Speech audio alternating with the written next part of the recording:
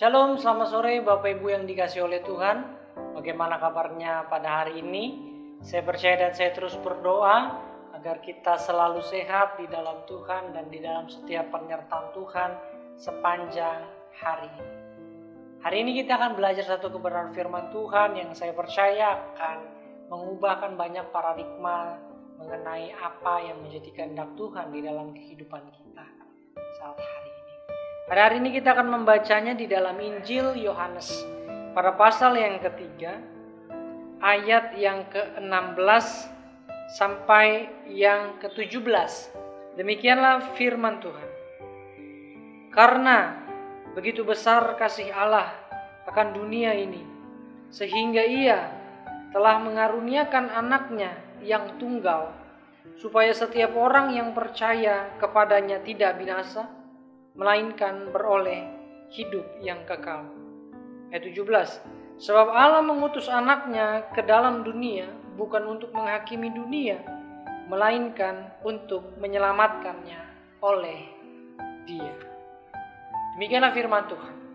Bapak Ibu yang dikasihi oleh Tuhan, sore hari ini saya beri judul adalah More Than Enough. Lebih daripada cukup. Apa yang barusan kita baca tadi, apa yang barusan tadi kita dengar mengenai Yohanes pada pasal yang ketiga ayat 16 sampai 17. Ini mungkin ayat yang paling terkenal bagi kita semua sebagai orang yang percaya, orang Kristen sekalipun, orang yang percaya kepada Yesus. Kita menghafal ayat yang ke-16 ini, di mana Allah mengaruniakan begitu besar anaknya untuk kita supaya setiap orang yang percaya kepadanya tidak binasa, melainkan beroleh hidup yang kekal. Bapak Ibu yang dikasihi oleh Tuhan, itu adalah alasan utama mengapa Allah mengutus anaknya ke dalam dunia, yaitu untuk mati di atas kayu salib, menebus setiap dosa kita semua. Dan pada bulan-bulan ini, pada bulan Desember ini, kita tahu bahwa kita sedang akan menyambut yang namanya hari Natal, hari kelahiran Yesus Kristus. Tetapi apa hubungannya dengan ayat-ayat yang tadi kita baca pada hari ini? Bahwa Bapak Ibu perlu ketahui bahwa ada beberapa alasan mengapa Allah Bapa melakukan hal ini. Mengapa Ia mengutus anak. Yang pertama adalah Dia melakukannya, yaitu Bapa, karena Dia adalah Allah yang adil. Allah yang adil adalah Allah yang ketika kita berbuat salah, Dia menghukum kita. Ada orang-orang yang berbuat salah, mereka pantas mendapatkan penghukuman, yaitu kita, orang-orang yang berdosa, yang sebenarnya mendapatkan penghukuman kematian yang kekal. Tetapi oleh karena anaknya yang tunggal, yaitu Yesus Kristus, Ia mau mati di atas kayu salib, menanggung hukuman yang seharusnya kita terima, yakni kematian kekal, yang digantikan oleh Yesus Kristus untuk kita menerima kehidupan yang kekal. Yang kedua, Bapak Ibu yang dikasihi oleh Tuhan, mengapa Allah mengutus anaknya untuk melakukan hal ini? Yang kedua adalah Dia, yaitu Bapa, melakukannya karena Dia adalah Allah yang kudus adanya. Tuhan tidak akan pernah menerima kita ketika kita berdosa. Tapi Yesus yang tidak pernah berdosa itu menggantikan kita untuk Ia mati dan menebus dosa kita semua. Jadi ketika Allah Bapa melihat kita, Dia memilih untuk melihat kebenaran yang telah Yesus lakukan, bukan kebenaran daripada dosa-dosa kita, apa yang kita lakukan. Sebenarnya kedua alasan ini cukup bagi kita untuk bilang more than enough.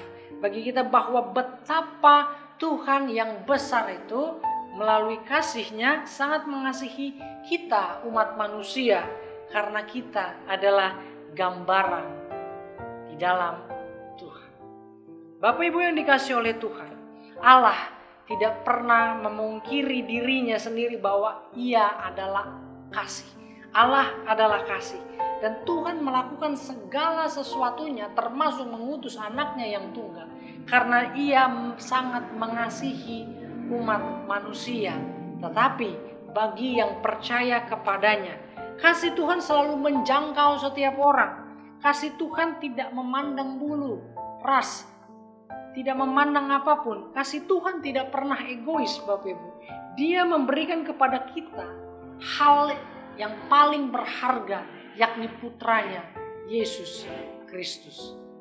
Oleh sebab itu, kehidupan kekal adalah pemberian gratis, cuma-cuma dari Tuhan kepada kita. Tetapi perlu diingat bahwa kenapa disebut gratis? Karena sudah dibayar lunas oleh darah Yesus yang mati di atas kayu salib, oleh darahnya. Bapa yang besar yang ditunjukkan melalui kasih-Nya di dalam Yesus Kristus, yang rela turun ke dalam dunia, mati disalibkan oleh karena pelanggaran kita, sehingga kita yang percaya, memutuskan percaya kepadanya, tidak binasa melainkan beroleh kehidupan yang kekal. Pesan kuat pada sore hari ini adalah respon kita menyambut Natal pada tahun ini adalah harga penebusan yang mahal itu. Jangan lagi kita hidup seperti hidup yang murah. Artinya, jangan pernah sia-siakan pengorbanan Yesus di atas kayu salib. Rela datang ke dalam dunia dengan tetap hidup di dalam dosa. Kiranya Tuhan Yesus memberkati. Maranatha, Tuhan Yesus segera.